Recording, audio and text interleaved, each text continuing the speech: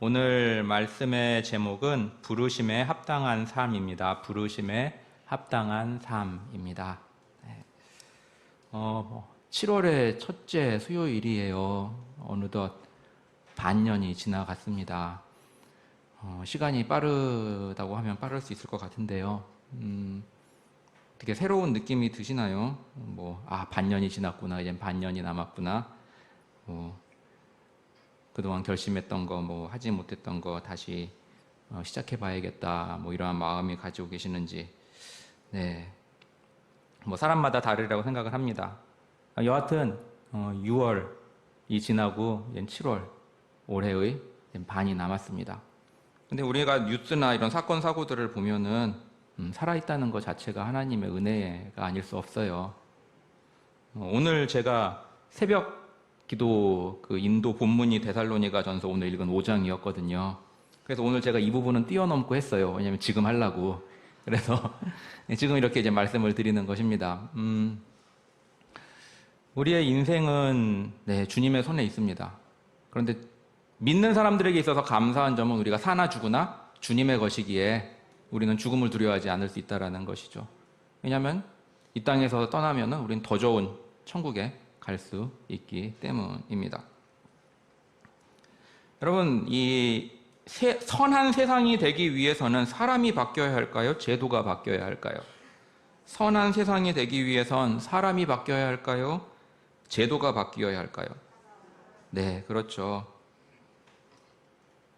둘 다 바뀌면 좋지만 성경은 그 무게를 사람의 변화에 두고 있습니다. 이 성경을 보시면 그래요. 하나님께서 할례라는 제도를 주셨어요. 할례라는 것은 아시는 것이죠. 그런 하나님께서는 할례라는 제도를 주시면서 동시에 사람들에게 뭐라고 하시죠? 너희는 마음의 할례를 받아라 라고 말씀하고 있습니다. 그러니까 외적인 할례, 그거를 제도를 주셨지만 사람들에게 너희들은 마음의 할례를 받아야 된다라고 말씀하고 계세요. 그게 뭐예요? 마음의 변화가 중요하다라는 것이죠. 사람 개개인의 변화가 중요하다라는 것입니다. 그래서 이런 말이 있지 않습니까? 사람이 바뀌지 않는 한 제도가 아무리 바뀐다 한들 사람들은 빠져날 구멍을 찾게 마련이다 라는 것이죠. 그래서 오히려 법을 잘 아는 사람이 더 편법을 행하고 하는 것도 다 이러한 이유라고 볼 수 있겠습니다.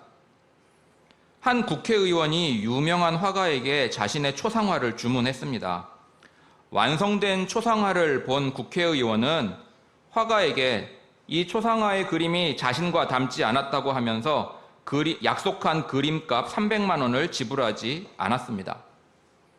화가는 그 국회의원에게 이렇게 말했어요. 그럼 의원님, 이 그림이 의원님과 닮지 않았다는 것에 동의한다는 서명을 해주세요 라고 합니다. 그래서 해줬어요. 얼마 후 미술관을 찾은 국회의원은 한 그림을 보고 깜짝 놀랐습니다. 바로 그 초상화가 어느 도둑놈의 초상이라는 제목으로 입구에 걸려있는 게 아니겠습니까? 그래서 국회의원은 그 그림을 지불하기로 했던 2배의 값을 주고 구매에 급히 사라졌다라고 합니다. 이 도둑놈의 초상. 이 도둑놈. 이 심성이, 이 심보가 도둑놈이라는 거죠. 사람의 본성은 선하나 악하나 이라는 이 질문은 옛부터 계속 논쟁거리가 되는 질문이었습니다. 우리는 초등학교 시절 도덕 시간에 맹자의 성선설과 순자의 성악설을 배웠습니다. 성선이냐 성악이냐, 인간의 본성이 선하냐 악하냐라는 것이죠. 성선설의 대표적인 예가 이것입니다. 어린아이가 우물에 들어가려고 하는 것을 보면 누구나 달려가서 그 아이를 못 들어가게 빠지지 않도록 잡는다라는 것입니다. 또 나이가 많으신 분이 이렇게 서 계시면은 자리를 양보하는 것, 이런 것들이 다 인간의 본성은 선하기 때문에 그런다라는 예로 들기도 해요. 반면에 성악설은 인간의 본성은 본성적으로 악하다라는 것인데요. 이 순자의 성악설에 대한 한 입시 강사의 쉬운 예가 있어서 소개해 드리려고 합니다. 잘생긴 남자가 좋으세요? 못생긴 남자가 좋으세요? 우리 남자 성도님들, 예쁜 여자가 좋으세요? 못생긴 여자가 좋으세요? 대부분은 이쁜 사람을 좋아합니다. 사람들이 예쁜 사람을 좋아하는 건 예쁜 사람이 흔치 않기 때문입니다. 사람들에게 예쁜 것에 대한 선망이 있다는 건 또 자기가 또는 주변 사람들이 많이 가지지 못한 것에 대한 동경이라고 할 수 있겠어요. 그러니까 사람들이 예쁜 것에 대한 선망이 있는 것은 자기가 또는 주변 사람들이 가지지 못한 것에 대한 동경이라는 것이죠. 같은 예로 사람들이 선한 사람들에 대한 존경이 있는 것은 많은 사람들이 대체로 악하기 때문에 선한 사람들을 동경한다는 것이 순자의 생각이었습니다. 만일 모든 사람들이 선하다면 선을 칭송할 이유도 없고 모든 사람들이 아름답다면 아름다움에 대해서 우리가 동경의 마음을 가질 필요가 없는 거라는 거예요. 사람들이 악하기 때문에, 그러니까 대부분 사람들이 악하기 때문에 선한 사람을 칭찬해 온 것이다 라는 것입니다. 그리고 인간의 본성을 알아보려면은 다 큰 어른을 봐야 할까요? 갓난아기를 봐야 할까요? 그렇죠. 이미 다 큰 어른은 환경 속에서 이미 많이 물들어 있습니다. 반면에 어린아이는 본성 그대로 태어나서 활동을 하고 있는 거예요. 그러면 어린아이가 배고프면은 어린아이가 아버지 먼저 드시지요 하고 양보해 드리나요? 아니면 자기 입에 먼저 들어가나요? 자기 입에 먼저 들어가죠. 이런 걸 보고 순자는 얘기합니다. 사람들이 어릴 때 배고프면 자기가 먼저 먹으려 하고 추우면은 자기가 먼저 따뜻하려 하고 피곤하면은 자기가 먼저 누우려고 하는데 그런 이기적인 본성이 태어날 때부터 어린아이에게서 나타난다는 것은 사람의 본성이 악하다는 증거다. 그러니 인간은 악하다. 이렇게 예를 들어 설명을 해줍니다. 그럼 우리도 한번 우리를 보세요. 우리의 생각을 한번 일례로 볼게요. 우리가 의도적으로 막지 않는 한 우리는 나쁜 생각으로 가득 차게 됩니다. 그렇지 않나요? 예를 들어 볼게요. 이 가족이 연락도 없이 집에 들어오지 않아요. 그럼 좋은 생각이 먼저 드세요? 나쁜 생각이 먼저 드세요? 네, 혹시나 막 이런 생각이 들잖아요. 또 교회에서 돈을 잃어버렸어요. 그럼 선한 생각이 드세요? 나 나쁜 생각이 드세요? 혹시 뭐 이러면서 그러잖아요. 그 지난번에 에픽에서 왔을 때 틀어준 이 애니메이션 할머니의 쿠키라는 영상이 있었습니다. 보신 분은 기억나실 거예요. 할머니가 슈퍼마켓에서 쿠키를 사가지고 이제 먹으려고 기차 타고 가면서 먹으려고 쿠키를 사가지고 자기 가방에 넣고 이제는 기차역으로 가서 기차를 기다립니다. 그런데 그 옆에 한 청년이 앉아 있어요. 그런데 딱 보니까 그 청년이 자기의 쿠키를 뜯어서 먹고 있더라는 것입니다. 그래서 그 할머니는 아니 이 청년이 버릇없이 어떻게 내 쿠키를 먹고 있지? 그렇게 하면서 계속 빤히 쳐다본 거예요.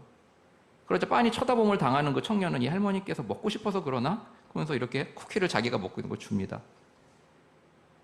그러니까 할머니가 그것을 봤더니 바삭 부숴버린 다음에 이걸 팍 뺏어버려요. 그러니까 그 청년은 자기 거 그 청년은 다시 뺏어옵니다. 근데 이제 결국 알고 보니까 할머니가 자기 거는 가방에 넣어놓고 착각하고 있었던 거예요. 그런데 청년이 자기 것을 뺏어 먹는다라고 생각을 했던 거예요. 그러면서 나중에 이제는 후회를 하는 것이죠. 이처럼 우리는 마음에 이렇게 좋지 않은 것들이 먼저 생각하게 마련입니다. 그래서 우리조차도 이 마음의 변화가 필요하다라는 거예요. 오늘 서신, 오늘 이 본문인 데살로니가 전서를 비롯해서 이 바울의 모든 서신들은 어디에 쓰여졌나요? 바로 이방인 교회들에게 쓰여졌습니다. 바울들의 서신들은 이방인 믿는 그리스도인들에게 쓰여졌다는 거예요. 그러니까 불신자들에게 쓰여진 편지는 없습니다. 다 그리스도인, 이방인이지만 그리스도를 믿는 그리스도인들에게 쓰여졌습니다. 그들은 이방인 그리스도인이었어요. 마치 가나안 여인 라합 같이, 그리고 모압 여인 룻과 같이 이방 사람들이지만 그리스도를 믿는 믿음의 사람들에게 쓰여진 겁니다. 여러분, 오늘날에도 그러지 않습니까? 한 집에 두 종교가 있어서는 안 돼라고 강하게 거부하시는 분들이 계세요. 오늘날도 그러는데 그 바울 시대의 그 기독교인들, 그들은 어떤 시대냐면 더욱더 종교심들이 특심하던 그때를 살고 있었던 사람들이었습니다. 그러니까 태어나면서 집안의 종교들이 다 있었던 사람들이었어요. 그런데 그 자신의 가정 종교를 또는 민족 종교를 버리고 다른 종교를 갖는다? 이거는 정말 대단한 결심이 아니면 있을 수 없는 것이었습니다.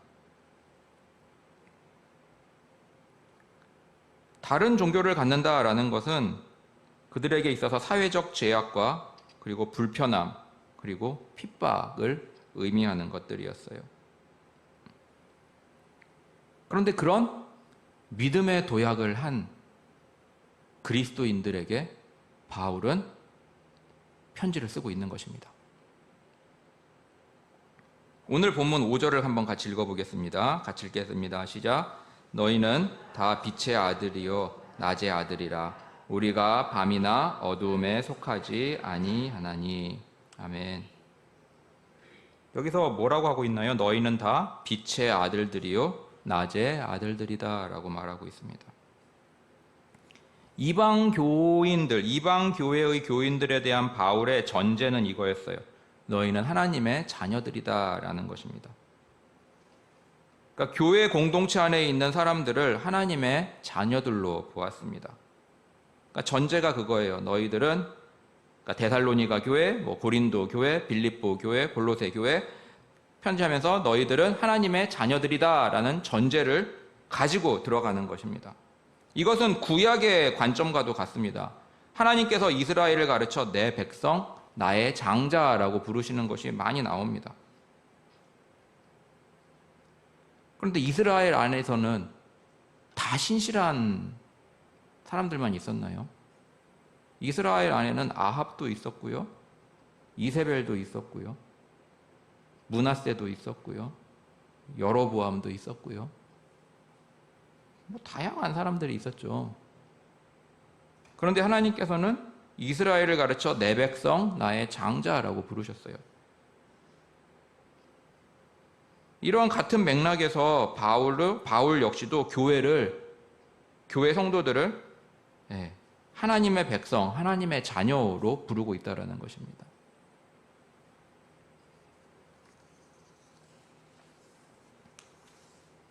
오늘 본문 5절에서 바울은 데살로니가 교회의 성도들에 대해서 너희는 다 빛의 아들들이요 낮의 아들들이다 라고 부르고 있습니다. 그러니까 전제가 그거예요. 너희는 소속이 하늘이다 이렇게 말씀을 하고 있는 것입니다. 여러분, 이러한 예들은 우리의 삶에서도 일어납니다. 하나님께서 우리 홍민기 목사님을 통해서 말씀하셨잖아요. 내가 너희들 심판할 거야 라고 하시는 거는 하나님께서 진짜 심판하시겠다라는 의미도 있지만은 회개해라, 돌이켜라, 그러면 내가 심판을 거두겠다라는 그러한 의미가 있다고 하잖아요. 마찬가지예요. 너희들이 하나님의 자녀들이다 라고 하는 거는 하나님의 자녀로서의 삶을 살아가라 라고 말하는 것입니다. 그래서 우리들도 삶에서 자녀가 고3이에요. 그러면은 야, 고3이 그렇게 해선 되겠냐? 이거 뭐예요? 고3이건 확실하지만 고3이 아니란 건 아니잖아요. 근데 고3이면은 고3답게 열심히 수험 공부를 해야지라는 그러한 의미가 있잖아요. 그렇죠? 그런 것입니다.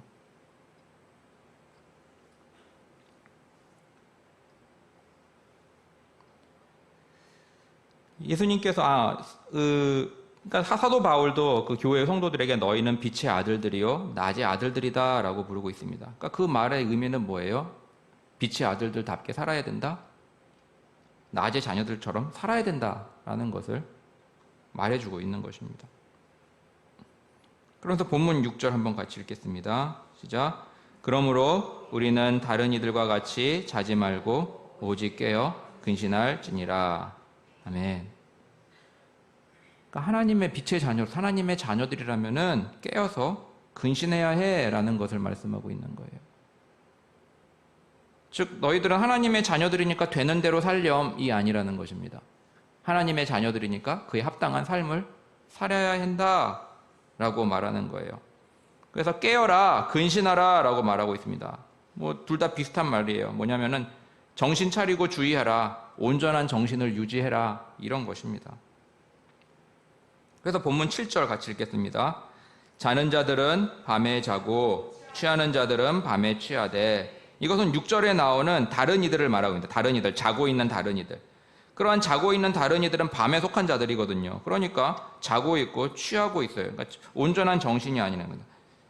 그러니까 영적으로 잠들어 있고 영적으로 술 취한 사람들이라는 것입니다. 그런데 너희는 빛의 자녀들이고 낮의 자녀이기 때문에 그러한 사람에 속하지 아니하였으니까 너희들의 삶은 그들과는 달라야 한다라는 것을 말씀해주고 있는 것입니다. 그럼 우리에게도 마찬가지겠죠. 우리가 하나님의 자녀라면 우리는 영적으로 잠들어 있는 사람이어서는 안 된다는 거죠. 영적으로 술 취함에 있어서, 그러니까 막 제정신이 혼미한 상태에서의 그러한 삶을 살아서는 안 된다는 것입니다. 그래서 본문 8절 같이 읽어보겠습니다. 우리는 낮에 속하였으니 근신하여 믿음과 사랑의 흉배를 붙이고 구원의 소망의 투구를 쓰자. 아멘. 낮에 속한 빛의 자녀들이기 때문에 어떻게 살아야 하냐? 그것은 근신하여 믿음과 사랑의 흉배를 붙이고 구원의 소망의 투구를 쓰는 그러한 삶을 살아가야 된다라고 하는 것입니다. 그러니까 세상의 사람들, 어둠에 속한 자, 밤에 속한 자들의 삶과는 같은 삶을 살아서는 안 되고 그들과는 다른 삶을 살아야 된다라는 거예요.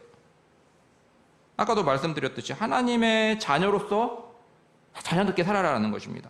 여러분, 오늘날에도 대통령의 자녀가 건달처럼 산다면 그게 있을 수 있는 일이라고 보기 어렵습니다. 대통령의 자녀라면 대통령의 자녀답게 살아야 돼요. 안 그러면은 온갖 스포트라이트가 언론에 오르내리는 아주 골치 아픈 일이 됩니다. 그러니까 오늘날 이 세상에서도 대통령의 자녀, 아니면 또 어떤 높은 지위에 있는 자녀, 그런 사람들이라면 그거에 합당한 자녀로서의 삶을 살아가도록 요구를 받고 있는다는 거예요. 그런데 하물며 하나님의 자녀, 대통령과는 비교할 수 없는 하나님의 자녀가 불신자들과 진배 없는 삶을 살아서는 안 된다는 것이겠죠. 그러니까 우리의 삶이 어떤가를 한번 우리는 살펴보아야 하는 것입니다. 물론 여기에 계신 분들은 불신자들과 같은 삶은 살지는 않으세요. 잘하고 계시는 것입니다. 사실 이 데살로니가 전서의 이 목적 중에 하나는 이 데살로니가 교회의 성도들을 이렇게 격려하고 칭찬하기 위함입니다. 그러니까 데살로니가 교회의 교인들은 말썽거리, 문제거리의 성도들보다는 그래도 신앙생활을 잘하고 있는 성도들이었거든요. 그래서 오늘 11절에 보면은, 이거는 영상이 없고요. 11절 성경에 보셔야 돼요. 5장 11절에 보면은 이렇게 말씀하고 있거든요. 한번 같이 읽어볼까요? 시작. 그러므로 피차 권면하고 피차 덕을 세우기를 너희가 하는 것 같이 하라. 이게 뭐냐면 너희들 지금까지 잘해왔어. 그러니 계속 그렇게 하렴. 이렇게 북돋워주고 또 칭찬하는 거예요. 그러니까 하나님의 자녀로서 잘 살고 있는, 나름대로 열심히 살아가고 있는 데살로니가 교인들에게 바울은 계속해서 격려하면서 또한 바른 길을 제시해주고 있는 것입니다. 달리는 말에 채찍을 가한다고 그냥 계속 잘하게 하기 위함이라는 거예요. 그래서 바울은 여기서 믿음과 사랑의 흉배를 붙이고 구원의 소망의 투구를 쓰자라고 말하고 있습니다. 즉 믿음의 삶, 사랑의 삶, 소망의 삶을 살아라 라고 말하고 있는 거예요. 하나님의 자녀들이지 그러면 너희들은 믿음의 삶, 사랑의 삶, 소망의 삶을 살아야 돼 라는 겁니다. 그런데 이것은 우리가 고린도전서 13장에도 보았듯이 믿음, 소망, 사랑이 나오지 않습니까? 여기서도 나오고요. 이것은 다 연결되어 있습니다. 이 믿음, 소망, 사랑은 서로 연결되어 있다라는 거예요. 그래서 이 존 칼빈 기독교 강요 저자죠. 이렇게 말합니다. 우리 속에 사랑을 일으키는 것은 오직 믿음이다. 소망은 믿음에 힘을 주어 지치지 않게 한다. 그러니까 연결되어 있다라는 거죠. 사랑을 일으키는 것은 믿음이고 또 소망은 믿음에 힘을 주어 믿음이 지치지 않게 하고 그러면 믿음에서 또 사랑이 나오고 이렇게 서로서로 연결되어 있다라는 것입니다. 근데 낮의 자녀인데 여기서 바울이 사용하는 이 단어들을 보면은 뭐라고 하고 있습니까? 흉배, 믿음과 사랑에 흉배를 붙이고 구원의 소망의 투구를 쓰자라고 말하고 있습니다. 즉 전투에 임하는 군사의 이미지를 사용하고 있음을 우리가 볼 수 있어요. 그러면 우리는 이 디모데후서 2장 3절 말씀을 한번 보도록 하겠습니다. 같이 한번 읽어볼까요? 시작. 내가 그리스도 예수의 좋은 군사로 나와 함께 고난을 받을지니. 아멘. 바울은 성도들을 향해서 예수 그리스도의 좋은 군사라고 말하고 있습니다. 군사. 그러면서 무엇을 하라 그래요? 나와 함께 고난을 받을지니 라고 말하고 있습니다. 여기서 고난은 영어로 하드십입니다. 하드십. 그러니까 이건 핍박 이런 게 아니라요. 고생입니다. 고생. 그래서 다른 말로 하면은 나와 함께 고생할지니 라고 하는 것과 같아요. 그럼 예를 들어서 볼게요. 우크라이나에서 지금 전쟁을 수행하는 군인들 떠올려 보십시오. 그들은 지금 방탄조끼를 입었고요. 머리에는 군용 헬멧을 착용하고 있습니다. 그들이 방탄조끼를 착용하고 헬멧을 썼고 그리고 이 대낮에 전쟁을 수행하고 있어요. 그런데 그들이 고생을 하지 않는다고 말할 수 있을까요? 아니죠. 그들이 임무 수행 중인데 흐리멍텅한 정신으로 또는 비몽사몽으로 있을 수 있을까요? 아닐 것입니다. 온전한 정신으로 전투를 임해야 해요. 그리고 그들은 흉배도, 그러니까 방탄조끼도 입어야 되고 헬멧도 써야 됩니다. 그렇지만 전투에 임하는 그 자체가 그들에겐 고생입니다. 그렇죠? 그래서 분명히 지금 전쟁터에 있는 군사들 중에서는 속으로 이게 뭔 개고생이냐 하고 하는 군사들도 분명히 있을 거예요. 전투 수행 중에는 고생이 없을 수 없습니다. 삽질도 해야 하죠. 군장 메고 뛰어가기도 해야 합니다. 그리고 포화 속에서 온갖 흙먼지를 마셔야 하기도 하고요. 때로는 굶주릴 때도 있고 때로는 목마를 때도 있습니다. 샤워나 수세식 화장실은 꿈도 꾸기 어렵습니다. 전기나 인터넷을 자유롭게 사용하는 것은 먼 나라 이야기일 수도 있어요. 그처럼 그들은 온갖 고생을 하고 있는 것입니다. 바울의 이 이미지가 그런 거예요. 너희들은 낮에 속하였으니 깨어 근신하여 믿음과 사랑의 흉배를 붙이고 구원의 소망의 투구를 쓰자. 그리고 군사로 부름을 받았으니 나와 함께 그러니까 고생을 하게 되어 있다라는 것입니다. 그러니까 우리의 믿음 생활이 그렇다라는 거예요. 우리의 믿음 생활이 믿음과 사랑의 흉배 착용하고 소망의 헬멧을 쓰고 영적 전투를 수행하는 그러한 삶을 살아가라라고 말하는 것입니다.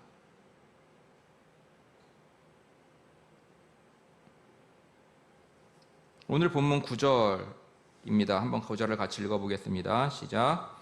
하나님이 우리를 세우심은 노하심에 이르게 하심이 아니요 오직 우리 주 예수 그리스도로 말미암아 구원을 얻게 하신 것이라. 아멘. 이 9절은 하나님의 부르심의 목적을 말씀하고 있습니다. 여기서 하나님이 우리를 세우시면 이라고 되어 있지만 해석해 보면은 하나님께서 너희를 임명하심은 부르심은 그러한 의미가 있어요. 그럼 윗절로 생각을 해봤을 때 윗절과 이렇게 연관을 지었을 때 하나님이 너희를 빛의 자녀로 낮의 자녀로 임명하신 것은 부르신 것은 또 하나님이 너희를 그리스도의 군사로 부르신 것은 바로 그리스도로 말미암아 구원을 얻게 하려 하심이다 라는 것입니다. 철로 역장에 보면은 주인공 크리스찬이 나옵니다. 그 크리스찬이 어떻나요? 산전수전 다 겪어요. 온갖 고생을 다 합니다. 그리고 나서 믿음의 결국 구원을 얻게 돼요. 우리도 마찬가지의 삶을 살아가고 있다는 것입니다. 그러니까 꽃길, 걱정, 근심 없는 삶, 이게 아니라는 거예요. 빛의 자녀들인데, 낮의 자녀들인데, 뭐 해야 되냐면 전쟁터에서 임무를 수행하는 군인들처럼 의의 흉배, 사랑의 흉배, 방탄조끼 입고 구원의 헬멧 쓰고 정신을 차리고 근신하여 깨어 그렇게 영적 전투를 해야 된다라는 것입니다. 그런데 그렇게 하는 이유는 뭐냐면 구원을 얻게 하시는 것이다라는 거예요. 그러니까 그렇게 살아가는 것이 하나님의 자녀, 빛의 자녀로서, 낮의 자녀로서, 또 군사로서의 살아가는 부르심을 받은 삶에 살아가야 할 모습이다라는 것을 말씀해주고 있는 것입니다. 그리고 그 결국은 무엇이냐? 구원을 얻게 하신다라는 것입니다. 그래서 데살로니가전서 5장 24절입니다. 5장 24절 같이 읽겠습니다. 너희를 부르시는 이는 미쁘시니 그가 또한 이루시리라. 아멘. 그렇죠. 너희를 부르시는 이는, 주님은 미쁘시니, 즉 신실하시니 주님이 또한 이루시리라 라고 말씀하고 계시는 거예요. 그럼 주님께서 어떻게 이루실까요? 바로 끝까지 하나님의 자녀들을 이끌어 가시는, 그걸로 이루시는 것입니다. 바로 칼빈의 5대 구원 서정의 마지막인 성도의 견인이라는 것이 있죠. 그러니까 주님께서 그렇게 만들어 가신다라는 것입니다. 그러니까 그 시작이 하나님이시니까 하나님께서 그 구원을 유효하게, 그 구원이 이루어지도록 끝까지 하나님의 자녀들을 이끌고 가신다라는 거예요. 그래서 부르신 성도들로 하여금 끝까지 믿음의 싸움을 살아가도록 하신다라는 것을 말씀합니다. 그래서 F.F. 브루스라는 이 신학자는 이렇게 말했어요. 성도 안에 성화를 원하시는 주님의 뜻을 불어넣으셔서 그 사람으로 하여금 주님이 공급하시는 힘과 이끄시는 능력을 힘입어 자발적 의지로서 구원에 이르게 하시는 것이다. 하나님께서 성화를 원하시는 이 하나님의 뜻을 우리 성도들, 하나님의 자녀들에게 불어넣어 주신다는 거예요. 그래서 그 사람으로 하여금 주님이 공급하시는 힘과 이끄시는 능력을 힘입어 자발적 의지로서 구원에 이르게 한다라는 것입니다. 그러니까 동기도 주님께서 넣어주시고 힘도 주님께서 공급해 주셔서 그 사람으로 하여금 하나님의 자녀, 구원 택함을 받은 그 하나님의 자녀로 하여금 그렇게 살아가도록 이끌어 주신다라는 겁니다. 그러니까 우리의 것은 없어요. 다 주님께서 하시는 것이라는 겁니다. 그러니 우리가 이 시간에 있는 것, 또 하나님의 자녀로 살아가는 것, 이 역시도 주님의 은혜라는 거예요.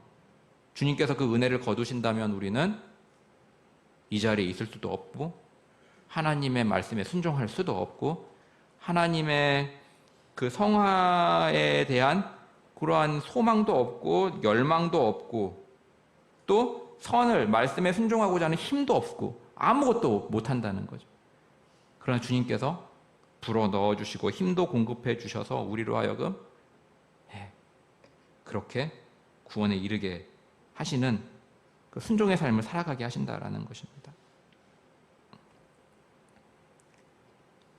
이처럼 우리를 하나님의 자녀, 빛의 자녀로 부르시고, 또 주님께서 우리로 하여금 그 마음에 주님이 기뻐하심에 순종하고자 하는 그 마음을 불어넣어 주셔서 우리로 하여금 주님의 뜻을 순종하도록 살아가도록 힘을 공급해 주시고 인도하시는 우리 주님의 은혜에 감사하며 매일매일 우리 주님의 은혜를 구하며 자녀로서 믿음의 삶을 살아가는 우리 모두가 되기를 주님의 이름으로 축원합니다.